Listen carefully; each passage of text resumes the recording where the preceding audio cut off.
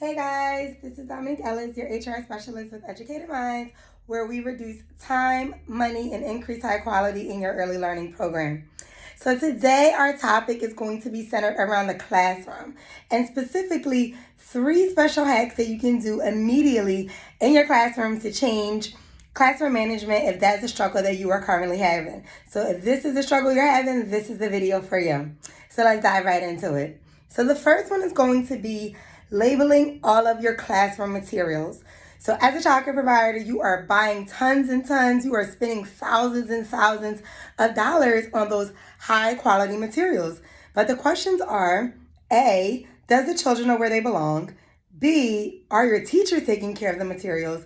And C, do they even know how to truly play with the materials? So as a childcare provider and as a specialist, many times I go around the centers and do observations, and that is one of the clear things that I see, that the shelves are not labeled. And if they are labeled, just with words. But you want to make sure that you give the children the full opportunity to be able to clean up the classroom, which is going to ultimately put that accountability back on the actual students and the teachers. So during cleanup time, when you cut on that cleanup song or you put your music on or clap your hands for your students, they know where the toys belong because they have a picture and they B, have the words. So this is not only for visual, but this is also for language development when it comes for the preschool students. So labeling your classroom materials in all your learning centers, dramatic play, science, blocks, your library, your writing, all of your different learning areas is super critical for that cleanup and taking accountability for that transition period time with your students. The second one that we're going to roll right into is classroom transition systems. I cannot explain enough how that classroom transition system must be set in place at the beginning of the school year. So the students must know exactly A, what the expectations are in the center, which really goes along with how to play with the toys, how to build blocks, how to look at the specimens with a microscope, how to get themselves dressed. Because ideally in a preschool classroom, we want to make sure that the children know how to maneuver and transition through centers independently, right? Not that they're just in blocks and they're tied to blocks and they want to run to dramatic play, but what happens to that center? And how do we create accountability for the students? So I always love to use, which is a transition system, our Apple management system. So what that looks like is A, our centers are labeled, letting the children know exactly this is the block center, this is the dramatic play center, this is our science center, and so forth. And then secondly, how do they know how many students are permitted in that center at one time?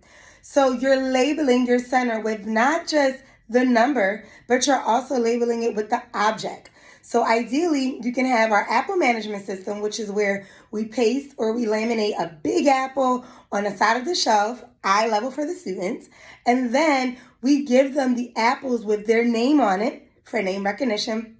You see how many standards you're hitting when you really think about and plan out your classroom setup? So they are actually taking their mini apples with their name on it and the adhesive on the back, so they know when they go to the block center, if they only see 3 adhesives, and that's the number 3, only 3 students are permitted in that center at one time. And if they want to go into that center, what is the language that we are encouraging our students to use on how to ask Johnny or how to ask Susie if it's their turn, can they play and come in that center? So labeling your classroom materials, labeling your centers, and putting the number of children permitted in that center at one time. So for instance, ideally in our block center, we initially have 4 students in one center at a time. But now that it's COVID, we've relabeled all of our centers and we only have 2 students.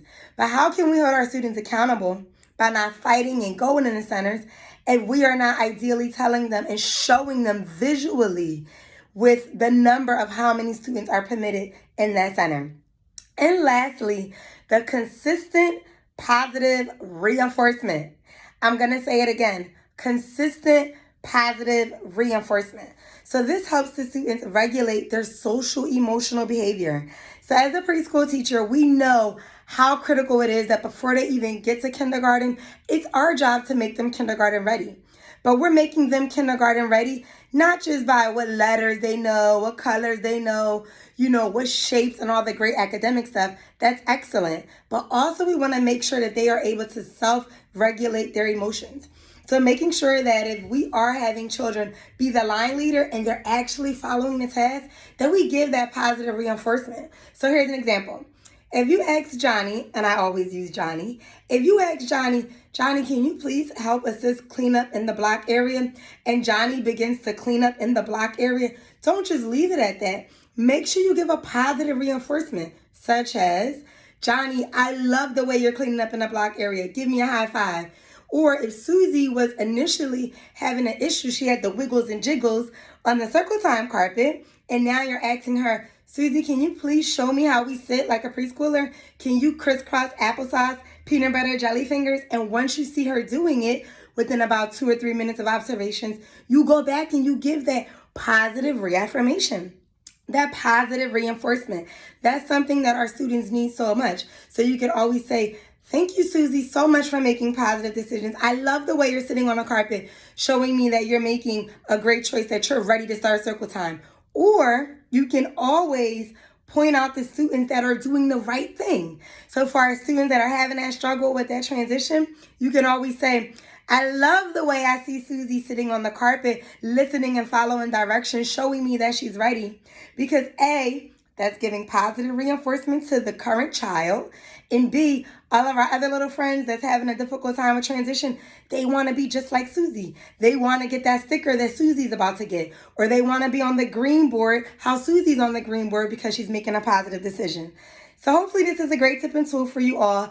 If you need a little bit of assistance for your classroom materials, head over to our website. All the information will be in the bio. So therefore, you know exactly how to label all your classroom materials.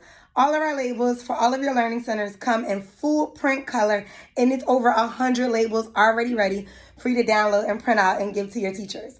Also, if you need some transition ideas or if you need some attention getters, such as your 1-2, all eyes on me, all eyes on you, also head over to our website and download our 21 transition attention getters. So therefore, not only as the leader of your program, as the director of your program, or even the teacher of the classroom, you have the resources that you need. And don't forget to comment, like, and subscribe if you want to get more videos and tips and tools for your preschool classroom. Have a great day, guys.